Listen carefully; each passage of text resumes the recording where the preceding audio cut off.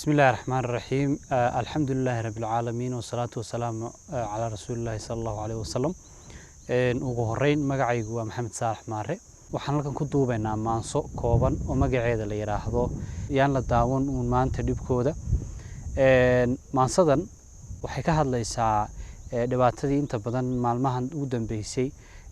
social media la isla dhexmarayay dhalinyarada Soomaaliyeed ee lagu dhibaateynayay waddanka Liibiya ninkan aynu Soomaalidu magafaha ula baxday Ilaahay baan wax kafine oo dhalinyarada u ciqaabay intuu xidhay ay maansadani ka faaloonaysaa maadaama Ilaahay hiba gaar ah noo siiyay inaan ummadan afka ugu heelino oo hal abuurkayaga aan ugu heelino waxaan maansadan ka qoray dareenkayga runtii oo ah dareenkaas oo aan qaadan waayay dhalinyarada Soomaaliyeed dhibaatada loo geysanayo maansadu iyaduna ba isturjumaysa waxay ku bilaabmaysaa sida tan daayartaydii dhageysta imaqlo dardaarankan dhuuxa dulmi baa ku raagay hankee xiskeena eexuu ka daalay hankeenu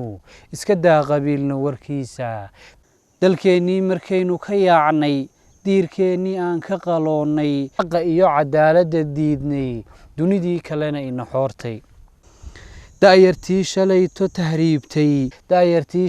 tahriibtay diif baa ku taala dushooda dayac baa ka muuqda korkooda magafaha dilaya dhankiisa darxumada haraadkiyo taaha nin damiir leh muu aqbaleen dadkayga uu ka dhiidhiya maanta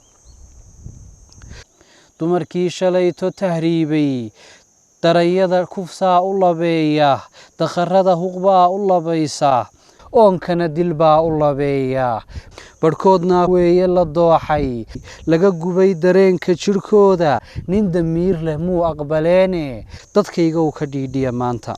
dar Ilaahay aan gurmad siino waa dadkeenii aan u gargaarno aan kacno walaal aan dadaalno aan dareenno oo aan ducayno yaan la daawan maanta dhibkooda yaan la eegin dayacooda yaan la duubin ilmadooda yaan la daalin degdegbooda yaan la dhowrin dawlad wax keenta ha hakranin waxaad ku darayso waa dadkaagii aan u gargaarno isku duubni baa ina deeqda diin quraa dhammaan ina haysa dhalinyaro wanaaga aan doonno aanu diidno reer hebel maansadaas oo magaceeda aan ku sheegnay yaan la daawan maanta dhibkooda intaas uma soo gabagabeynaa waxa muuqaalkan quruxda badan iga duubaya walaalkii Xamse Cali Jeesto waad mahadsantihiin dhamaantiin waxaan idinku boorinaynaa dhalinyarada Soomaaliyeed meel kasta joogtaan inaad fariintan gaarsiisaan inan kasta oo dhalinyaro ah meel kasta uu joogo wassalaamu calaykum waraxmatullaahi wabarakaatu